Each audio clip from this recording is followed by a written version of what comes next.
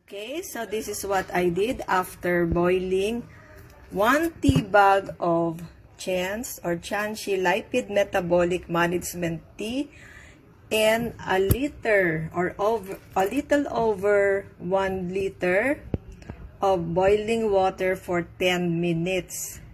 And then after that, I placed the tea bag on a container. This was yesterday's tea bag and then today's tea bag. And then tonight, I'm going to use that over my eyes. Of course, my eyes should be closed to remove or to reduce the eye bags. Okay. And then, I will also be adding to this boiled tea when cooled already. When already cooled, I will add 1/2 lemon, and one teaspoon of tang dalandan. So may konting advertisement.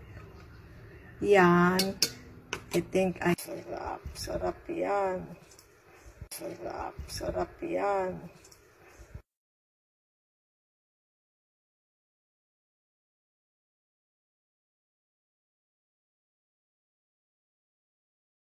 Okay, so I now have these 2 tea bags which I will put on my eyes. So, like that. To reduce eye bags. Like that. And that will remain there for 30 minutes.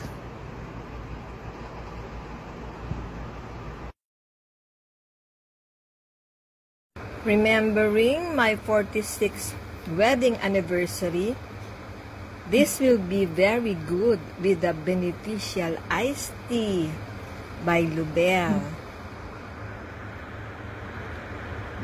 Wedding anniversary celebration with Beneficial Iced Tea by Lubell.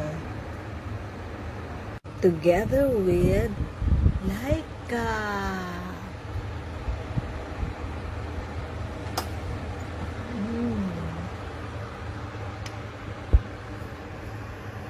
Yummy!